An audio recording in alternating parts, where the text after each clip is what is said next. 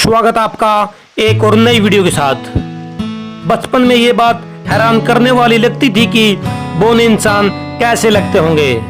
मन में ये सवाल भी उठता था कि इतने छोटे छोटे इंसान होते भी हैं या फिर कहानियों में ही इनका जिक्र मिलता है, क्योंकि इतने छोटे इंसान तो होते ही नहीं। लेकिन आज हम आपको एक ऐसे सच से रूबरू करवाएंगे जिसके बाद बौनों को लेकर आपकी सोच एकदम बदल जाएगी। सन 2005 में ईरान के एक गांव में मात्र 25 सेंटीमीटर लंबाई वाली एक मम्मी मिली थी। गहन अध्ययन और पुरातात्विक खोजों से पता चला है कि प्राचीन समय में एक बौनों का शहर हुआ करता था।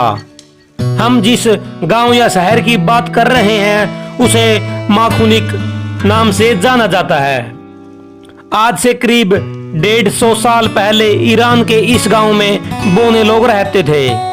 माखुनिक ईरान अफगानिस्तान सीमा से करीब 75 किलोमीटर दूर है।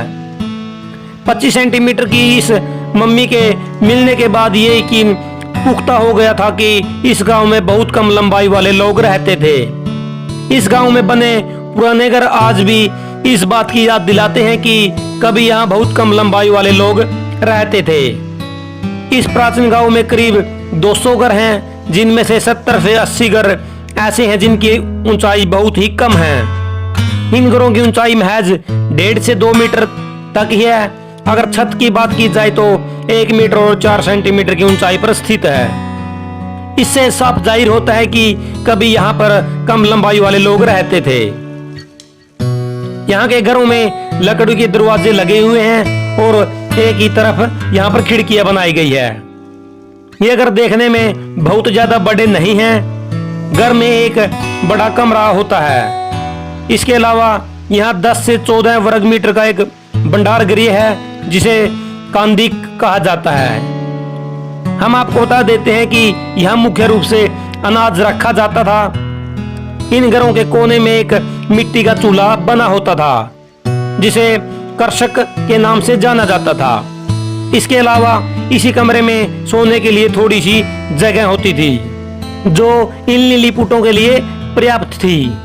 हम आपको बता देते हैं कि यहाँ पर मिली मम्मी को लेकर कुछ जानकारी यह मानते हैं कि यह मम्मी समय से पूर्व पैदा हुए किसी बच्चे की हो सकती है जिसकी 400 साल पहले मौत हुई होगी। वे इस बात पर विश्वास नहीं करते हैं कि माखुनिक गांव के लोग बौने थे। दरअसल माखुनिक ईरान के दूर दराज का एक सूखा हुआ इलाका है। यहाँ पर चंद अनाज, जौ, सलजम, और खजूर जैसे फलों की खेती होती थी। ऐसा बताया जाता है कि यहाँ के लोग पूरी तरह से शाकाहारी थे। अब हम आपको बता देते हैं कि यहाँ के लोगों का बौने रहने के पीछे क्या कारण था। दरअसल लोगों के द्वारा ऐसा माना जाता है कि शरीर के विकास के लिए जिन पौष्टिक तत्वों की जरूरत होती थी वो इस इलाके के लोगों को नहीं मिल पाई थी। यही वजह थी कि यहाँ के लोगों का शारीरिक विकास पूरी तरह से नहीं हो पाता था। हालांकि आज इस गांव के हालात काफी हद तक बदल गए हैं। सड़कों की वजह से ये गांव ईरान के दूसरे इलाकों से भी जुड़ गया है। फिर भी यहाँ जिंदगी आसान नहीं है। सूखे की वजह से यहाँ खेती करना बहुत ही कठिन है। आशा करता हूँ कि आपको ये जानकारी बहुत पसंद आई होगी।